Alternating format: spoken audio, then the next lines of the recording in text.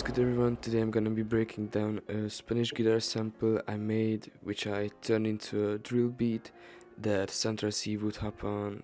So first I'm gonna break down the melody, then we're gonna move on to the drums. So shout out to Loopside Gang, and yeah, let's get right into it.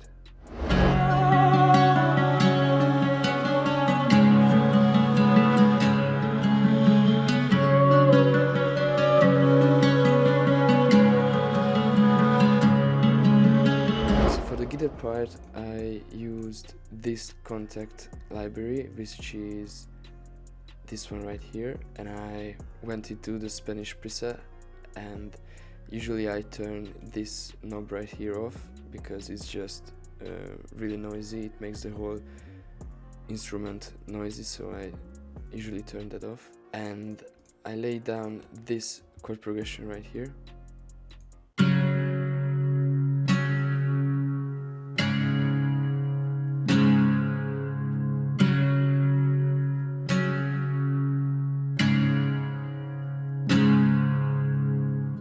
It's really simple. It's basically just two chords playing over and over again, and the root notes are C sharp and G sharp. And yeah, I forgot to tell that we are in C sharp Phrygian, which is a really unique scale for this kind of ethnic Spanish type melodies. This scale is gonna turn your loops way darker than the normal minor scales. After that, I put some notes within the scale, and this is how it sounds.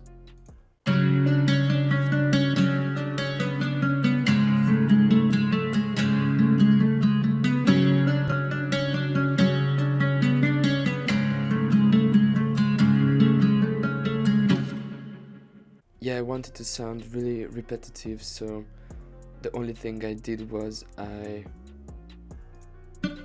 laid notes above the top notes right here, as you can see, and I really just flipped some of the notes like right here, and I made the whole melody go from up to down, and this is called the roller coaster effect, which you can use to make your melody sound way much better and way more catchy. So yeah, take that advice from me. The only effects I used on the guitar was an EQ to cut some lows and lower some high and some mid frequencies. I used a decapitator, I used this A preset right here.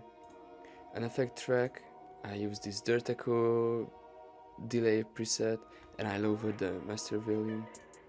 An RC20, and you can use any kind of reverb as your choice.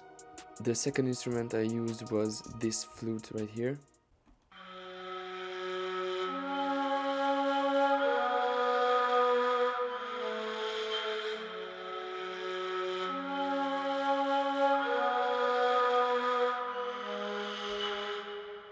Yeah, it's really wavy, as you can hear, and it almost sounds like a pad, but I find it very ethnic, and it gives the whole loop a really good vibe. I used this bank right here, and I used the Nave vibrato preset, and it's really just following the notes within the chord progression, so it's nothing special.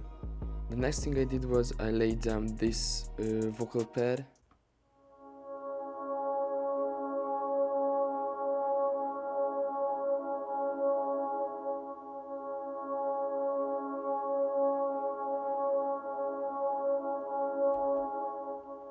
You can find this vocal pad in this vocal phrase bank. And yeah, in Contact you can tune your phrases with this knob right here.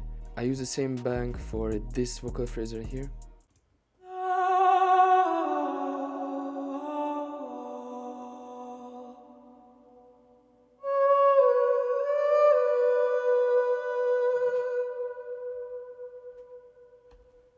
You can choose between sounds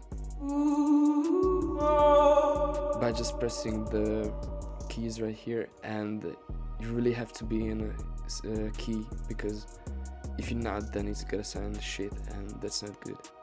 I usually put bass in my samples, but for the sake of this tutorial and because of the drums, I didn't do it. Let's get right into the drums.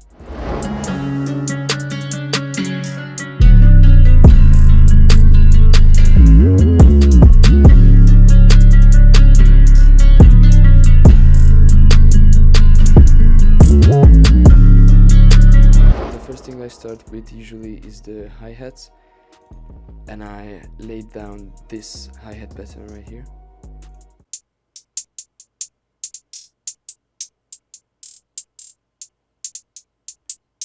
You don't really want to make your hi-hats repetitive, so I usually change something in the second part of the pattern to make it sound more interesting. And a very important thing you must keep in mind is to play with your velocities. As you can see, there are some notes which I lower the velocity. You don't want to make your rows sound really harsh, so the best thing you can do is just lower the velocity and make it go down like this.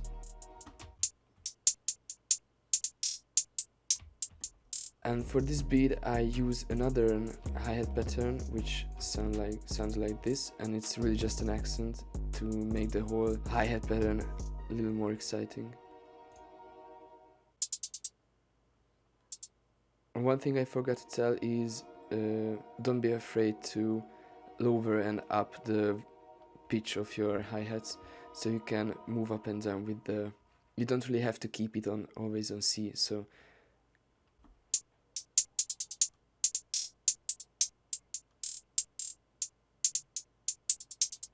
what I usually do is lay down the snare. You don't really want to make your snares and claps hit on every 8th note like in trap beats. You really gonna change it up and make like a play between the snare and the kicks. I'm gonna show you what I mean. So this is the snare pattern.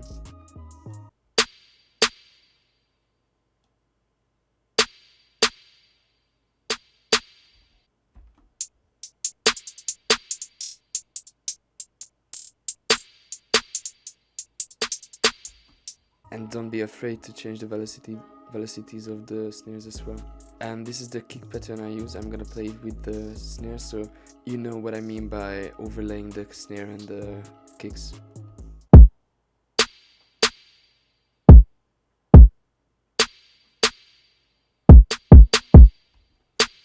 You don't want your kicks and the snares hit at the same time, it's gonna make the beat really shitty. And I also use some open hats.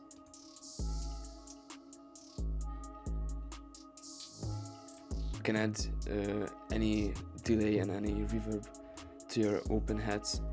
I usually keep it simple, really simple. You don't really want to go crazy with them open hats.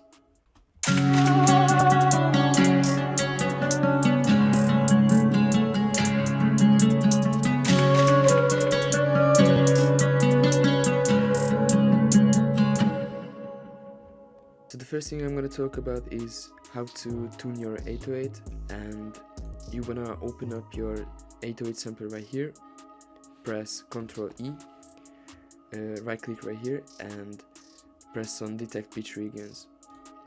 And if the sample is in C, as you can see right here, wherever you put your 808 in the right key, it's gonna be in key. I usually just follow the root notes with my 808s, and when I'm off my root notes, I must stay in the key. And the next thing I'm gonna talk about is the 808 slides.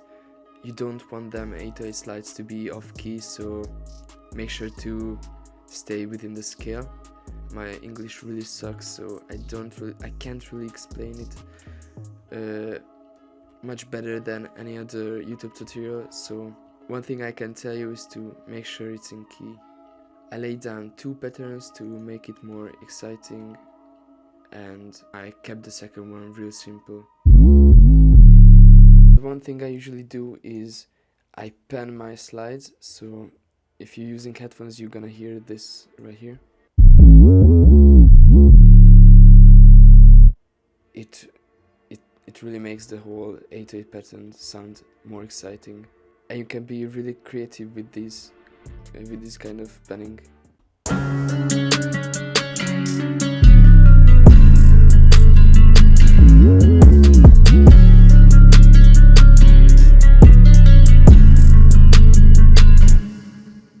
And yeah, as for my master, I use a limiter and I lower the gain, and I also turn these knobs down. I put on some fresher, some compressor, and I use the automatic master within the Ozone VST. So yeah, that's pretty much it for the tutorial, and I hope you guys learned something. Shout out to Loopside again for making this happen, and I see you soon in the next video, so peace.